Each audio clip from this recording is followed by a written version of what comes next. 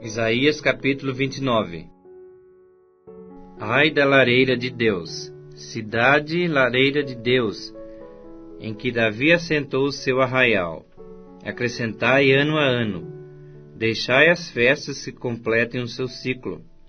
Então porei a lareira de Deus em aperto, e haverá pranto e lamentação, e ela será para mim verdadeira lareira de Deus. Acamparei ao derredor de ti, cercar-te-ei com baluartes, e levantarei tranqueiras contra ti. Então, lançada por terra, do chão falarás, e do pó sairá afogada a tua fala.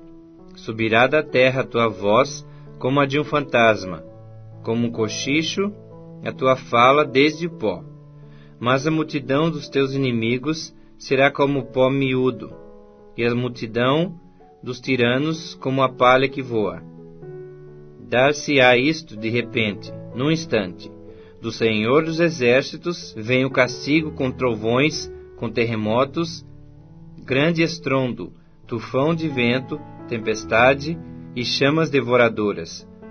Como sonho e visão noturna, será a multidão de todas as nações que hão de pelejar contra a lareira de Deus, como também todos os que pelejarem contra ela e contra os seus baluartes, e a puserem em aperto.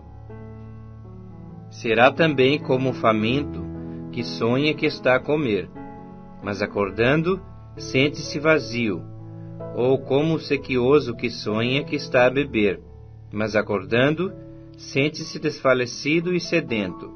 Assim será toda a multidão das nações que pelejarem contra o monte Sião.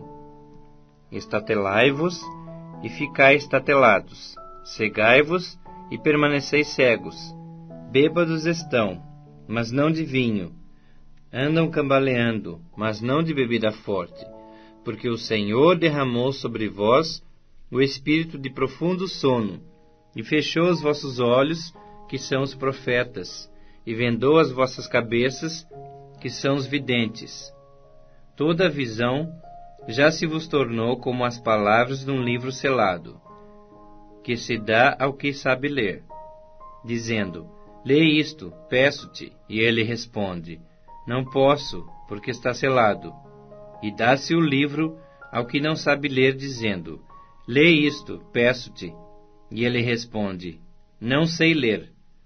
O Senhor disse: visto que este povo se aproxima de mim, e com a sua boca e com os seus lábios me honra, mas o seu coração está longe de mim, e o seu temor para comigo consiste só em mandamentos de homens, que maquinalmente aprendeu. Continuarei a fazer obra maravilhosa no meio desse povo. Sim, obra maravilhosa e um portento, de maneira que a sabedoria dos seus sábios perecerá, e a prudência dos seus prudentes se esconderá. Ai dos que escondem profundamente o seu propósito do Senhor, e as suas próprias obras fazem às escuras, e dizem: quem nos vê? Quem nos conhece?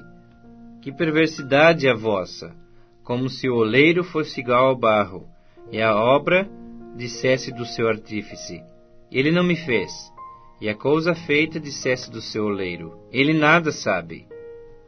Porventura, dentro em pouco não se converterá o Líbano em pomar, e o pomar não será tido por bosque?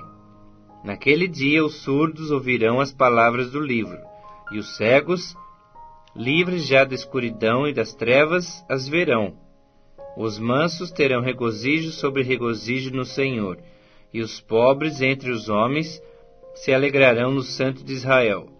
Pois o tirano é reduzido a nada, o escarnecedor já não existe, e já se acham eliminados todos os que cogitam da iniquidade, os quais por causa de uma palavra condenam um homem, os que põem armadilhas ao que repreende na porta, e os que sem motivo negam ao justo o seu direito. Portanto, acerca da casa de Jacó, assim diz o Senhor, que remiu Abraão: Jacó já não será envergonhado, nem mais se empalidecerá o seu rosto.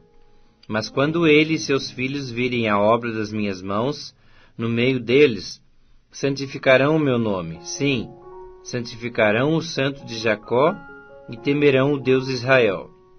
E os que erram de espírito virão a ter entendimento, e os murmuradores hão de aceitar instrução.